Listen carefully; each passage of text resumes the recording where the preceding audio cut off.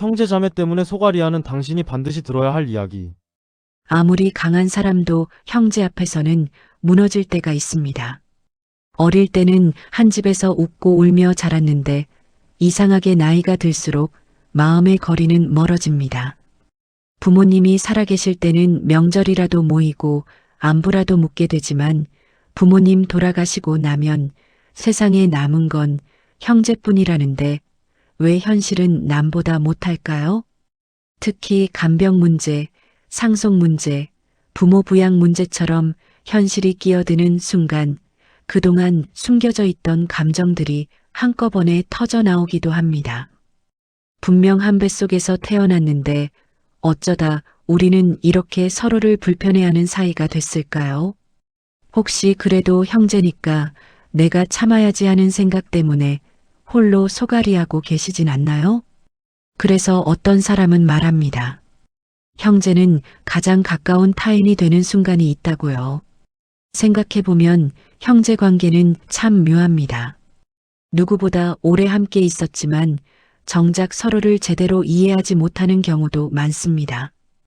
그것은 부모가 어떻게 대하느냐에 따라 형제는 평생 경쟁자가 되기도 하고 평생의 버팀목이 되기도 합니다. 사실 그 상처의 뿌리는 깊습니다. 어릴 적 부모님의 편애나 비교 속에서 자란 아이는 성인이 되어서도 그 결핍을 고스란히 안고 살아갑니다. 왜 나만 희생해야 해? 부모님은 늘 형만 챙겼어. 이런 마음들이 가슴속에 쌓여 있다가 현실적인 문제가 터지는 순간 폭발하는 것이죠. 그래서 형제끼리도 질투하고 비교하고 상처 주고받으며 살아갑니다. 하지만 이상하게 정말 힘든 일이 생기면 가장 먼저 떠오르는 사람도 형제인 경우가 많습니다.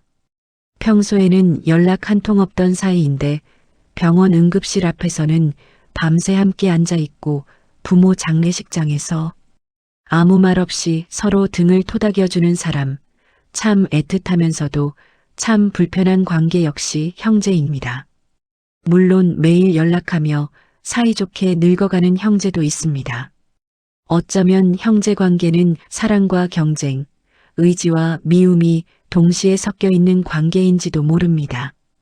그래서 완벽하게 좋을 수도 없고 완벽하게 끊어낼 수도 없습니다.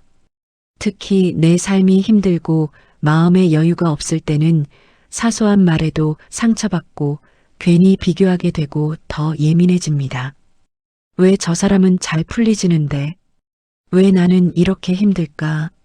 그러다 보면 형제를 미워하는 것이 아니라 사실은 자신의 삶이 힘들어서 누군가를 품어줄 여유가 없는 경우도 많습니다.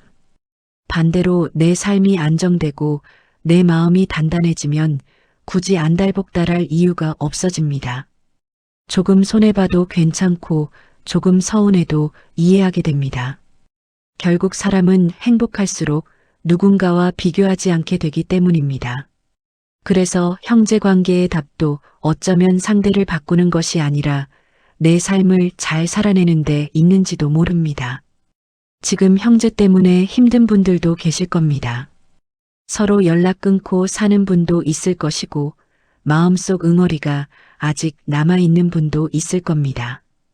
그렇다면 이 괴로움에서 벗어나는 방법은 의외로 간단합니다. 바로 나의 독립입니다. 내가 경제적으로나 사회적으로 바로 서고 내 삶이 단단해지면 형제는 가끔 안부 묻는 먼 친척 정도의 편안한 거리감을 유지할 수 있게 됩니다. 결국 사람은 내가 행복할 때 누군가를 용서하고 이해할 여유도 생기는 법이니까요. 하지만 꼭 기억했으면 좋겠습니다. 형제라는 관계는 누가 완벽하게 잘못해서라기보다 서로 다른 상처를 안고 살아오며 생긴 오해일 뿐입니다. 물론 모든 관계를 억지로 이어갈 필요는 없습니다. 때로는 거리를 두는 것이 서로를 지키는 방법이 되기도 합니다. 하지만 마음속 미움까지 무거운 짐을 평생 짊어지고 살아갈 필요는 없습니다. 우리는 결국 부족한 부모 밑에서 부족한 방식으로 사랑받으며 자란 사람들이기 때문입니다. 그러니 너무 미워하지 마세요. 그리고 혹시 오늘 먼저 연락할까 망설이고 있다면 짧은 안부 한마디 정도는 건네보셔도 좋겠습니다. 잘 지내? 그 한마디가 오래 얼어있던 시간을 녹이기도 합니다. 인생의 마지막에 남는 건 결국 누가 더 많이 가졌는지가 아니라 누구와 마음을 나눴는가일지도 모릅니다. 형제는 가까워서 상처도 크지만 또 가장 오래된 내 편이 될 가능성도 있는 사람입니다. 오늘도 각자의 자리에서 치열하게 살아가고 있는 모든 형제자매들에게 이 말을 꼭 전하고 싶습니다. 조금 서툴렀을 뿐 우리는 모두 사랑받고 싶었던 사람들이었다고요. 그 사실을 받아들일 때 비로소 진정한 평온이 찾아올 것입니다. 마리옹기입니다.